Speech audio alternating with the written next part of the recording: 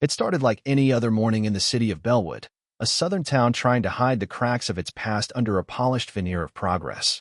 The sun had barely risen above the skyline when the woman stepped through the heavy glass doors of the Bellwood Police Department, an ordinary move on the surface, yet history was about to be rewritten within the brick walls of that station. Her name was Lauren Haywood. She wore dark denim jeans, a black blouse, and a slate-gray blazer, elegant yet understated. No badge. No name tag. Just a leather-bound folder under her arm and a calm resolve etched into every inch of her posture. Her walk was neither hurried nor hesitant. Each step was deliberate, calculated, not of someone lost, but of someone who already knew exactly what she would find. Lauren wasn't here to make an entrance. She was here to watch, to observe how those under her command treated strangers, especially strangers who looked like her.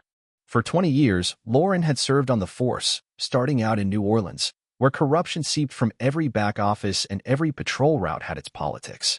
She'd handled gang units, domestic disputes, and civil unrest with equal grace and grit. She had been underestimated too often to count, and she had won battles most didn't even know she was fighting. She bore those scars quietly. But now, for the first time in her career, she stood as the chief of police. And no one here knew. At the front desk, a young officer sat hunched over his phone, scrolling through something with barely a glance at the citizens waiting nearby.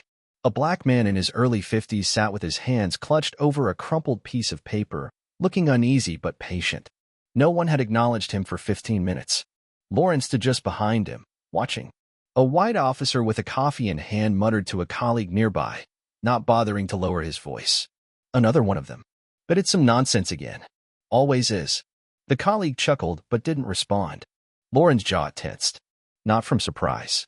From recognition. She approached the desk quietly. The young officer looked up briefly, did a double take, then gave a half-smile that didn't reach his eyes. "What do you need?" he asked, voice dry and indifferent. "I'm here to see someone in HR," she replied. He didn't answer, just turned his eyes back to his phone. She made a mental note of his face. A few seconds later, the tension in the room shifted. Heavy boots echoed from the hallway as a broad-shouldered officer entered, carrying himself with a familiarity that bordered on arrogance. His name tag read Lieutenant Greg Sutter. He stopped when he saw her. "What's your business here?" he asked, arms folded, eyebrows raised. "I'm here for administrative onboarding," she said calmly. "You sure you're in the right building?" His tone sharpened. "This is the Bellwood PD, correct?" Sutter smirked.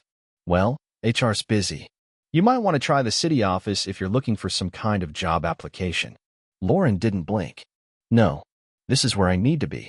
Sutter leaned closer, his eyes scanning her up and down with clear disdain. "You people always want something," he muttered.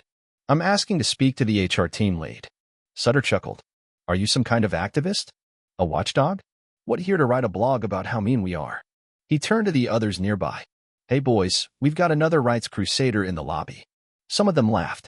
Others stayed quiet, heads down, complicit in silence. Lauren's tone never changed.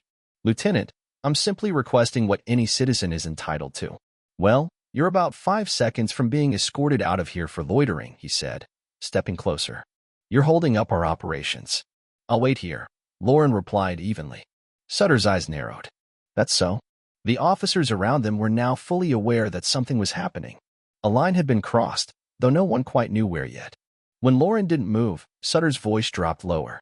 "Let me make this real simple. You can walk out of here quietly, or I can help you out the door. Which one's it gonna be?" "I'm not going anywhere until I speak to the person I came to see," she replied. Sutter's lip curled. In a flash, he reached for her arm, gripping it tightly. "You were warned," he said. Lauren stood her ground. When she pushed his hand away, a hush fell over the room. For Sutter, it wasn't about order anymore. It was about power. She had defied him, and she looked like someone the department was used to ignoring. So he swung. A single, brutal punch landed across Lauren's face, knocking her off balance. She hit the floor hard, the side of her jaw already swelling. Silence. Then a chuckle. Then more. "That'll teach her," someone whispered. But the laughter didn't last long. From a hallway door, a gray-haired man in a button-down shirt rushed out, clutching a file folder. "Chief Haywood," he gasped. "Dear God, what the hell?" Everyone froze. Sutter blinked. "What did you say?" "She's the new chief of police," the man shouted, turning to the staff behind the desk. "Her appointment paperwork was just finalized this morning. She's your superior." the blood drained from Sutter's face. Officers looked at each other, the reality crashing into them all at once. A few stammered. One dropped his coffee. Another quietly stepped back. Lauren stood slowly, brushing herself off. Her face was already bruising, but her eyes were sharp, steady. I want Lieutenant Sutter placed under arrest. Now. Sutter recoiled. No, wait, this is all an assault, she interrupted. Two officers, both younger, visibly shaken, stepped forward and cuffed Sutter, their hands trembling. You can't do this, he said, voice cracking. You don't know what you're starting. I know exactly what I'm starting, Lauren replied. Sutter's protests were ignored. The officers led him away, his legacy unraveling with each reluctant step. In the hours that followed, an emergency meeting convened upstairs. Video from the station's internal cameras was reviewed. Prior complaints against Sutter, once buried, were pulled from dusty filing cabinets. Patterns emerged. Words like retaliation, bias, and cover-up were no longer whispered. They were shouted across conference tables. That night, the footage hit the internet. By morning, Bellwood had become the center of a national conversation. Protests erupted. News trucks surrounded the station.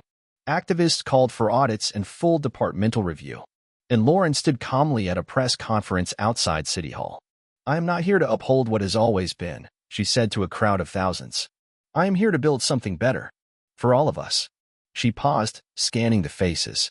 This badge doesn't make me better than anyone, but it does give me the responsibility to act when others fail. And that starts now. Reporters shouted questions.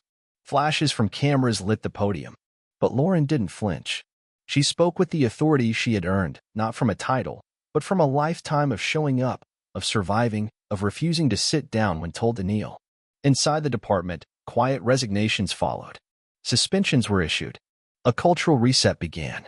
Officers who had once laughed with Greg Sutter now avoided eye contact with Lauren Haywood.